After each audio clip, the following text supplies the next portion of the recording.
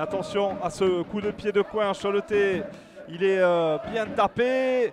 Oh, il est revenu premier poteau, attention, mais le but de l'ouverture du score ici du SO Cholet. Superbe ouverture du score après ce ballon qui a été mal renvoyé. A réussi à dégager le cuir. Oh, attention à ce ballon, quel bon ballon pour les Choletais. Attention, Ibrahim Koné, le deuxième but. Quel but, superbe but Choletais. Et voilà l'ouverture, encore une fois, quelle ouverture Franck. Pour le moment, vous le voyez à l'écran, avantage clair, net et c'est précis, sans bavure pour le SO Cholet. Il n'y a pas de hors-jeu avec ce ballon pour Guy Labogui. Il est à l'entrée de la surface, est-ce qu'il va pouvoir la remettre? Et le but. Et oui. Et bien voilà le but palois, la réduction du score palois. Si elle n'a pas toujours raison, elle n'a jamais tort. Attention. Oh là là, oh là là là là là là là là, le troisième but. Quel but casquette. Quel... Oh là là là là, le coup dur et la mauvaise sortie. C'est Florian Egui qui a la lutte. Et attention parce qu'on vient de perdre ce ballon du côté de la défense du Point FC. Ouh, le ballon avec un penalty. Aïe, aïe, aïe. Avec un penalty, aïe, Franck. Ouais. Ibrahim Koné face à Abiza. Abiza qui s'élance face à Ibrahim Koné. Et le but d'Abiza, le quatrième but pour le SO Cholet. Là encore, Franck, là encore, on a parlé de sérénité dans le jeu.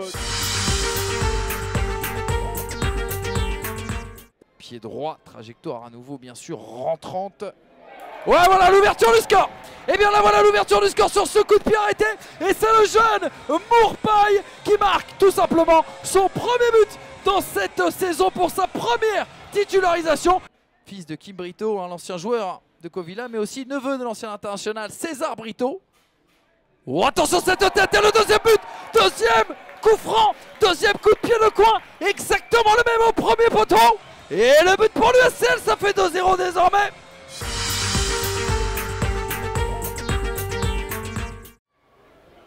Touche pour les Lavallois, peut-être un centre au deuxième poteau. La frappe sur la transversale, alors qu'il a eu chaud. Le gardien Enzo Basilio. Il qui est passé, qui va chercher à centrer, il cherche du soutien, c'est fait. Avec Sarr à nouveau, Sarr du gauche cette fois-ci. Une nouvelle transversale.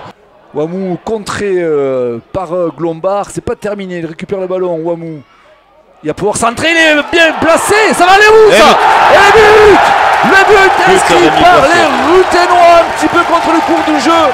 Mais alors, quelle opportunité de la part des Sankeor. Encore bien tiré, les deux joueurs qui se gênent à Boulogne. C'est pas fini, Caboret, la frappe pour la parade. La parade de Beaubleu, c'est pas fini avec Jérémy Livolant. Qui est encore très présent sur le côté droit, le centre il est bon, Benvito, ça vient jusqu'à Engol. Et l'ouverture du score. Et c'est Francis Daniengoy qui ouvre le score pour Grenoble et ça fait 1-0, la surprise ici à la Libération.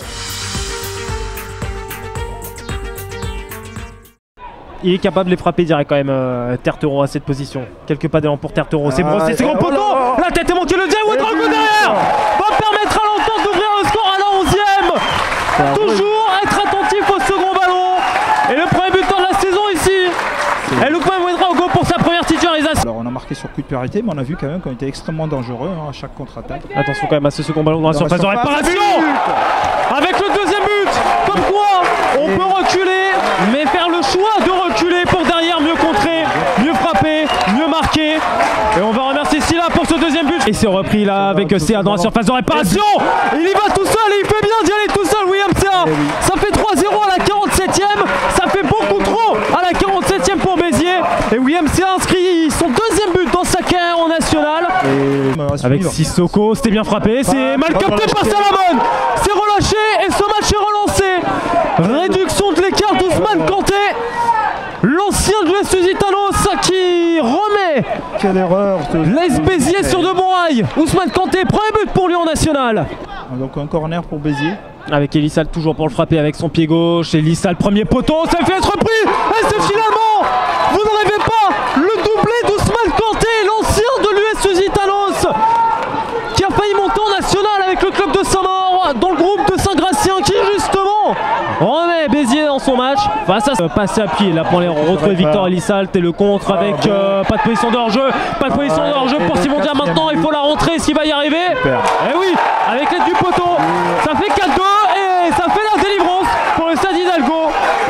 Encore une belle récupération de Mohamed Silla.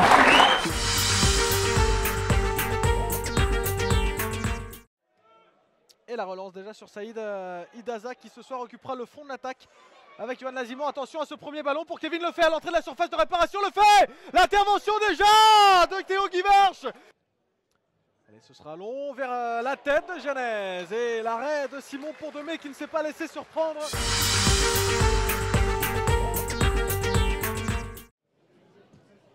Et le corner de Pagerie dans la surface de réparation qui ne peut être repris par un Vendéen. Et c'est peut-être pas fini avec la déviation de Khalifa Traoré dans la surface de réparation. Ambroise Gbo. Oh, les buts! Le but d'Ambroise Gbo! Il était déjà buteur la semaine passée. Un doublé pour lui contre Chambly et c'est lui qui vient ouvrir le score ici. Dabas. Il a vu le bon départ de Quentin Bonnet. Et ça c'est peut-être l'action de cette fin de rencontre. Quentin Bonnet qui vient buter sur le portier lyonnais.